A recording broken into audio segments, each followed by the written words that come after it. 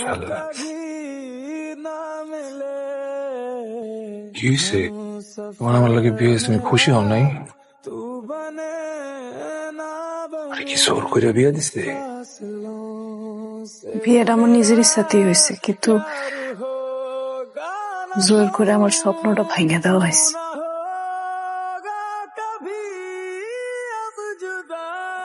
এই জন্য আমি চাইছিলাম আমি শিক্ষিত হইলে আমার সন্তান শিক্ষিত হইতে পারবো।